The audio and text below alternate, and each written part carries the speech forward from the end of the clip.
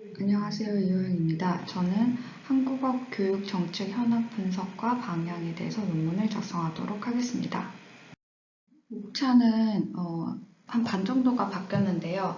이 정책에 좀 더 집중해서 저희가 지금 한국어 교육 같은 경우는 다문화 교육과 마찬가지로 대상이 과잉되어 있는 부분들이 가장 큰 문제점으로 지적이 되고 있거든요.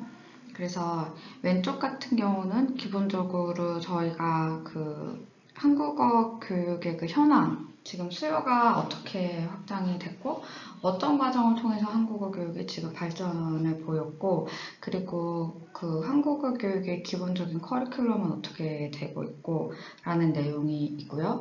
그리고 오른쪽 같은 경우는 저희가 한국어 교육이 대상이 먼저 커진 상태에서 그 대상별로 타겟을 잡고 부처가 이 대상을 어느 부처가 관리할래? 약간 이런 식으로. 그래서 그 부처가 법을 발의해서 타겟을 관리하는 그런 형태로 세분화됐어요. 그러다 보니까 타겟이 속성값이 하나가 아니잖아요. 그러다 보니까 해외에 대한 내용, 해외로 나가 있는 대상도 관리 주체가 여러 정부 부처가 되어 있고, 내부 대상도 여러 부처가 되어 있고, 이렇게 되면서 뭔가 과잉되어 있는 어떤 양상을 보이고 있거든요. 그래서 그 부분들이 어떻게 하면 잘 보일지, 어떤 법령에 기반해서 우리가 이런 어떤 정책과 기관을 갖게 되었는지, 이런 부분들이 조금 더 잘 보이게끔 목차를 정리했고, 그래서 해외의 사례들을 비교를 해서 우리는 이런 식으로 정리를 해야겠다라는 어떤 부분들이 잘 보이게끔 목차를 정리했습니다. 연구의 필요성은 한국어 교육 같은 경우는 논문이 대부분 문법이나 어문에 관련된 논문들이 상당히 많습니다. 그래서 사실은 정책 자체를 포커싱된 논문들이 비교적 적고요. 그리고 언어에 관련된 정책을 기반으로 그것을 포커싱한 논문들은 더더욱 적습니다. 그리고 저희가 이 언어 정책이 뭔가 과잉되어 있는 양상이 과잉되어 있는 것들을 조금 심도 있게 짚은 논문이 사실은 그렇게 많지를 않아서, 그런 부분들을 법령에 근거해서 왜 이렇게 될 수밖에 없었는지를 조금 더 심도 있게 짚고, 조금 더 잘 보이게끔, 좀 더 잘 보이게끔 짚고, 그리고 그 부분들을 총괄적으로 뭔가 이해를 돕게 하기 위해서 해외 사례를 비교해서, 그래서 이런 방향으로 정리가 됐으면 좋겠다라는 어떤 문제점과 그런 방향성을 재현하고자 이 논문을 작성하게 되었습니다. 이 부분은 저희 현황 부분이에요. 그래서 뭐 자세히 설명은 안 드리고요. 결론 부분을 조금 위주로 하라고 하셔서 이 부분은 그냥 가볍게 보시고 넘어가시면 될 것 같습니다. 다음 장 말씀드리겠습니다.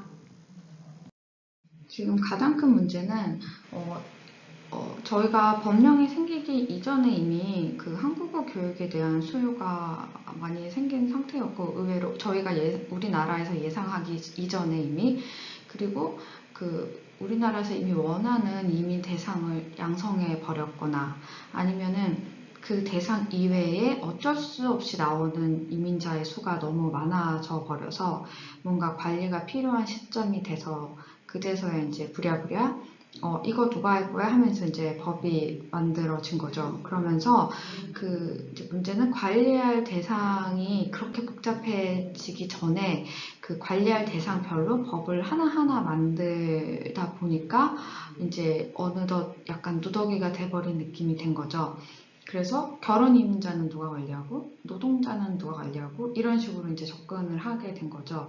근데 문제는 이게 점점 복잡해진 거예요. 이민자가 많아지면서 이런 걸 이제 저희가 예상을 못했던 거죠. 그래서 결혼 이민자면서 노동자는 그러면 누가 관리해야 되지? 동포이면서 노동자면서 결혼 이민자는 그럼 또 누가 관리해? 뭐 이렇게 되는 거죠. 그러니까 그게 한 가지의 그 사람이 그 대상자가 한 가지의 속성만을 가지게 되는 게 아닌 거예요. 그 여러 가지 속성을 동시에 가지게 되는 경우가 이제 생기게 된 거고, 그리고 더 문제는 그 대상이 속성을 또 바꿔버리는 거죠.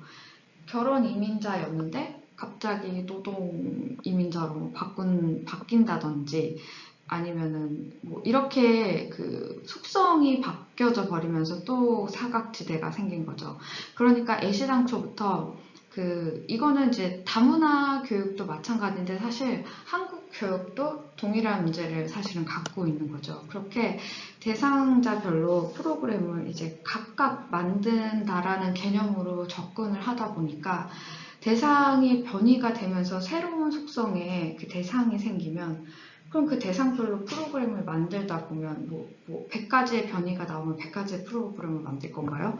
그렇게 하기가 실질적으로 힘들잖아요. 그렇기 때문에 이 대상자 단위의 어떤 접근법 자체가 이제 이런 문제점을 낳는 거죠. 그래서 그 접근법 자체에 문제가 있다라는 생각을 가지고 있고, 따라서 그 접근 방식 자체가 이제 대상이 아니라 이민의 어떤 그 프로그램을 만든 다음에 상황에 따라서, 그러니까 접근이 대상이 아니라 상황, 이 이민자들이 처한 상황에 따라서 프로그램을 만들고, 그 이민자들이 그 처한 상황에 따라서 본인이 필요한 상황에 맞게 그거를 이제 그 필요한 언어 교육들을 본인이 원하는 걸 들으면 되게 하는 것이죠. 그래서 그것들을 실제로 그렇게 하고 있는 해외 사례들을 예시로 들고 그런 식으로 결론을 내고자 합니다. 가장 중요한 거는 일원화일 것 같습니다. 그래서 지금 뭐 국내 교육과 해외 사례도 국내 교육과 국외 교육으로만 나뉘고 있고, 이제 저희도 이제 굵직하게 뭔가 체류를 한다, 와서 체류를 한다라는 어떤 그 체류 관리를 한다라는 어떤 프로그램이 이제 사회통합 프로그램이니까 그 안에서 뭔가 이 사회통합 프로그램을 단순히 저희가 지금 영주권이나 기화 대상자로만 사실은 하고 있거든요. 언어 프로그램. 그리고 사회통합 프로그램 자체가 그 거의 한 60, 70%가 언어 프로그램이거든요. 그래서 이거를 그냥 영주권이나 기화자가 아니라 해외 사례들처럼 노동자나 결혼 이민자, 난민과 같은 장단기 체류자 모두로 교육 대상자를 확대를 하고, 그 해외 사례들을 이제 그 빗대서 뭔가 이 프로그램들을 확장을 좀 시켰으면 좋겠다. 그래서 저희가 이미 가지고 있는 프로그램들은 상당히 지금 되게 다양해요. 왜냐면 여가부에서 가지고 있는 다문화 지원센터에서 이미 가지고 있는 프로그램도 되게 많고, 그리고 이제 서울보다는 또 이게 지역에 이미 결혼 이주자분들이나 그 노동자분들에 대한 니즈가 많은 지역에서는 아마 지역 프로그램도 좀 많이 가지고 계셔서 그것들과 연계해서 해외 사례, 잘된 사례들과 이제 그것을 빗대어서 뭔가 이런 프로그램들을 조금 더 확장시켰으면 좋겠는데, 그것이 이제 사회통합 프로그램에서 헤게모니를 잡고, 그리고 이제 그 지역 프로그램들을 이제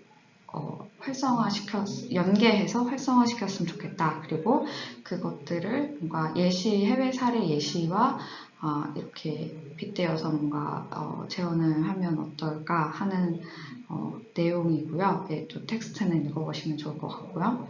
그리고 이제 그 해외로 나가는 부분은 저희가 세종학당이 이제 있고 국립국어원에서 이미 저희 한국어 교육에 대한 기본적인 언어 문법에 대한 그 가이드와 그 어떤 학술적인 부분들을 메인작으로 가지고 가고 있거든요.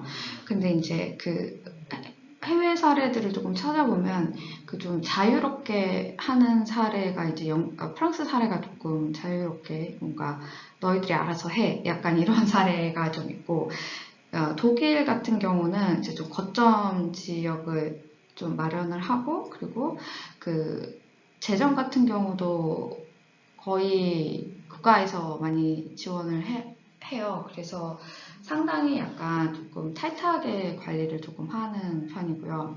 영국 같은 경우는 사실 유럽권이긴 하지만 사실 목차에서는 제가 영어권에다가 넣었거든요.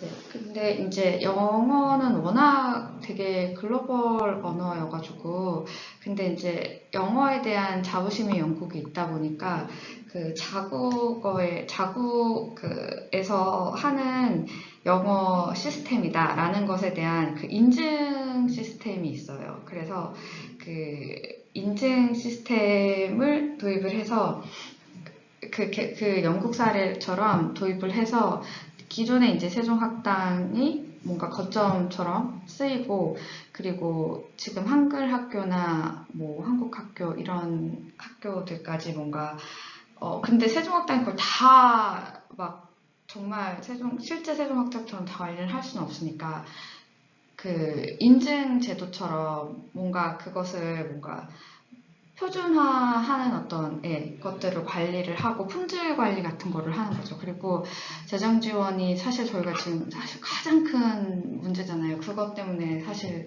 완력이 가장 큰데 그거를 뭔가 그 독일의 사례처럼 동일한 형태의 퍼센트로 지원을 해서 서로 이제 말이 안 나오도록 그리고 일본 같은 경우에는 그 외국에 있는 일본어 학과 같은데도 뭔가 좀 지원을 교수진이나 이런 분들도 조금 일본어 강사 분들도 좀 지원을 하고 약간 이러는 것 같더라고요. 중앙정부 차원에서 약간 그래서 한국어 교사도 조금 해외로 나가는 한국어 교사들의 어떤 슈퍼바이저 같은 것들도 조금 양성을 해서 한국어 교원 자체의 어떤 퀄리티나 이런 그리고 우리 스스로도 뭔가 약간 자부심을 더욱더 가질 수 있게끔 이런 것들을 조금 해외 사례랑 비교를 해서 조금 재현을 해보면 어떨까 하고 이런 식으로 좀 결론을 내보고자 합니다. 네, 여기까지였습니다. 감사합니다.